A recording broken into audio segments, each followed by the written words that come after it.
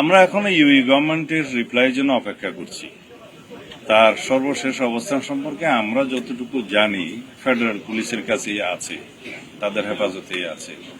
অন্য কোনো সংবাদ আমরা জানি না। আপনাদের কাছে কি পরিসংখ্যান আছে, কতজন পুশিন হয়েছে আছে? আমাদের কাছেও আপনাদের এই যে সংখ্যা উল্লেখ করছেন সেরকম কোনো সংখ্যা নাই। আমরা একজনকেও পুশিন হতে দেইনি। আমাদের বিজিবি সতর্ক অবস্থায় আছে। আমরা পুশিং ঠেকানোর জন্য সতর্ক আছি। আমাদের বিজিবি খুব প্রশংসনীয় কাজ করছে।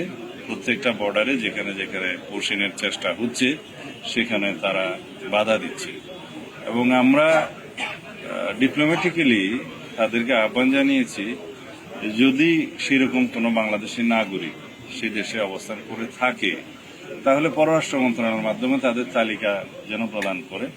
আমরা তাদের ন্যাশনালিটি ভেরিফাই করব। ন্যাশনালিটি ভেরিফাই করার পরে ডিপ্লোম্যাটিক চ্যানেলে যথাযথ প্রক্রিয়ায় আইনিভাবে আমরা তাদেরকে ফেরত নিতে পারি।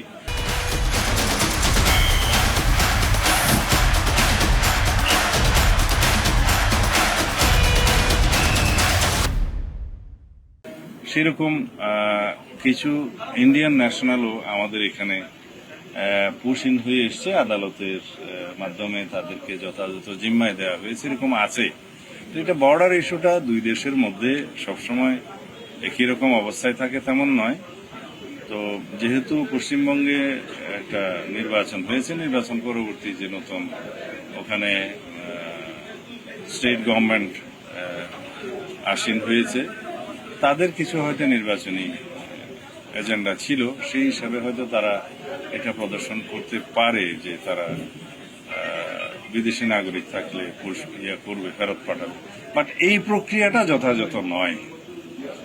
যে কাউকে ধরে বর্ডারে পুশিং করিয়ে দেওয়া, এটা যথাযথ প্রক্রিয়া নয়। যদি সেরকম কোনো নাগরিক আমাদের থাকে সেই দেশে, তাদের তালিকা করে পররাষ্ট্র মন্ত্রণালয়ের মাধ্যমে পাঠাতে পারে। আমাদের ডিউ প্রসেস হচ্ছে আমরা তাদের ন্যাশনালিটি ভেরিফিকেশন করব। যদি সেরকম হয় আমরা আইনি প্রক্রিয়ার মাধ্যমে তাদেরকে ফেরত আনতে পারি। আদারওয়াইজ ন্যাশনালিটি ভেরিফিকেশন না হলে তো একটা বিভ্রান্তি থেকে যাবে, ধোঁয়াশা থেকে যাবে।